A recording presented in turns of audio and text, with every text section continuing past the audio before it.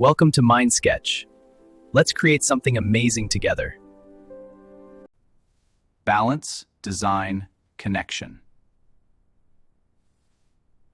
You promised yourself, again, this is the last time. I'm done with this bad habit. You meant it.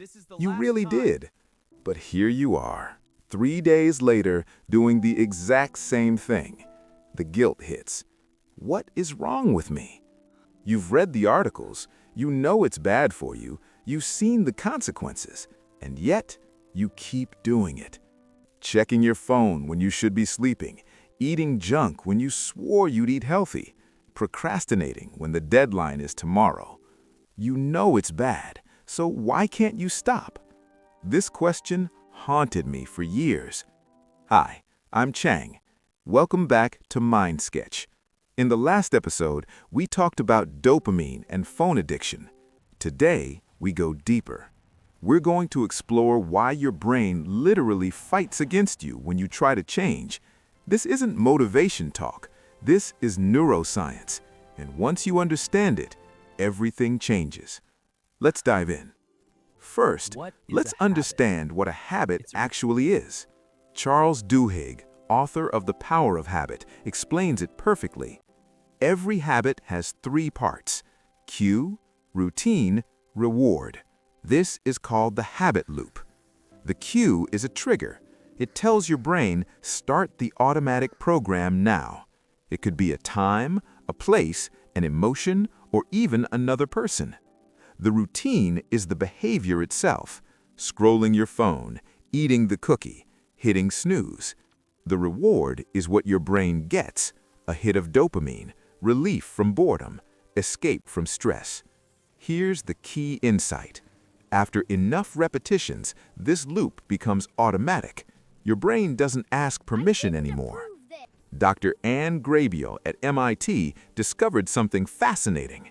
Habits are stored in a part of your brain called the basal ganglia. This is the ancient part of your brain. It handles automatic behaviors, walking, breathing, and yes, your habits. The problem? The basal ganglia operates outside your conscious control. It's like a separate autopilot system.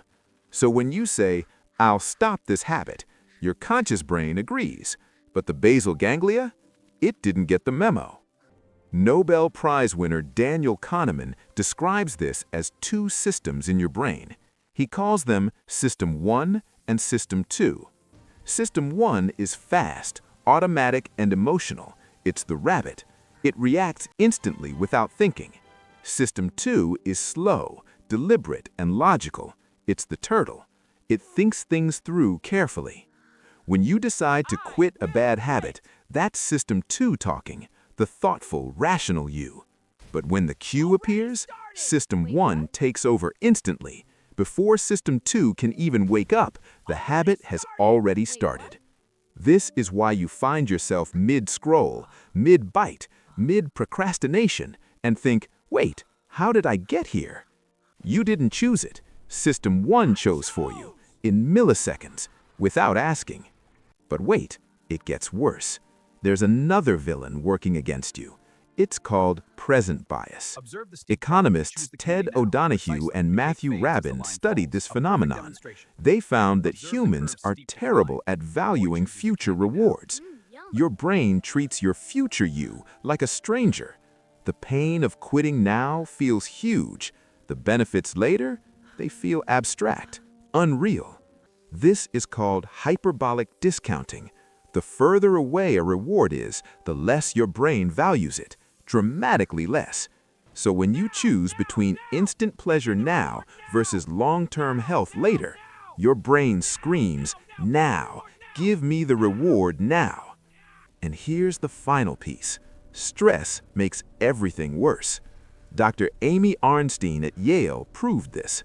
When you're stressed, your prefrontal cortex, that's your System 2, your logical brain, literally goes offline. Blood flow decreases, decision-making ability drops, and guess what takes over? The basal ganglia, your habit center. This is why you relapse when you're tired, stressed, or emotional. Your brain defaults to what it knows. the old habit. So let's recap the enemies. The automatic habit loop, System 1 hijacking your decisions, present bias devaluing the future, stress shutting down your willpower. No wonder we fail. The game is rigged against us. But here's the good news. Once you understand the game, you can change the rules. Solution 1. Don't fight the loop. Redirect it. You cannot delete a habit, but you can replace the routine. The cue stays, the reward stays, only the middle part changes. Duhigg calls this the golden rule of habit change. Example, your cue is stress. Your old routine was eating junk food. Your reward was comfort. Now change the routine to a 5-minute walk. Same cue, same reward, new behavior.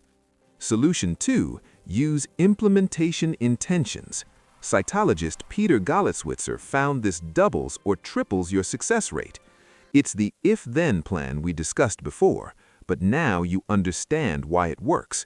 It programs System 1 in advance. Instead of relying on System 2 in the moment, you preload the decision. When the cue hits, the new response is ready. Solution 3. Temptation bundling. This brilliant strategy comes from Catherine Milkman at Wharton Business School. The idea is simple. Pair something you have to do with something you want to do. Only listen to your favorite podcast while exercising. Only watch your guilty pleasure show while folding laundry. Only eat your favorite snack while studying. This uses present bias for you instead of against you. The instant reward is now attached to the good behavior. Solution 4. Habit stacking. Dr. B.J. Fogg from Stanford calls this anchoring. You attach a new habit to an existing one. The formula is, after I current habit, I will new habit. After I pour my morning coffee, I will write one sentence in my journal. The existing habit becomes the cue. Your brain already has that loop running. You're just adding a small extension. Solution 5. Reduce friction for good habits. Increase friction for bad ones. This is environment design again. Want to read more? Put the book on your pillow. Want to scroll less? Put your phone in another room. Make the right choice to easy choice. Let me give you a simple roadmap. Step 1. Identify your cue. What triggers the bad habit? Time, place, emotion? Write it down. Step 2. Identify your real reward. What is your brain actually craving? Comfort? Escape? Stimulation? Be honest. Step 3. Design a new routine that delivers the same reward. This is the substitution strategy. Step 4. Create your if-then plan. Write it down. Put it where you'll see it. Program your System 1. Step 5. Redesign your environment. Make the bad habit hard. Make the good habit easy. And remember, you will fail sometimes. That's not weakness. That's biology. The goal isn't perfection. It's progress. Every time you choose the new routine, you're building a new neural pathway. You're literally rewiring your brain. The old pathway doesn't disappear, but the new one gets stronger. Eventually, the new habit becomes the default. Dr. Philippa Lally at University College London found it takes an average of 66 days to form a new habit. Not 21, 66. So be patient with yourself. You're not fighting a moment of weakness. You're reprogramming millions of years of evolution. The fact that you're watching this video, that means you care. That means you're trying. That already puts you ahead. One small substitution. One if-then plan, one environmental change. Start there, today. If this helped you, please like and share it with someone who's struggling. We're all in this together. In the next episode, we'll explore why motivation doesn't last and what actually does. Subscribe so you don't miss it. I believe in your brain's ability to change. This was Chang. See you in the next sketch.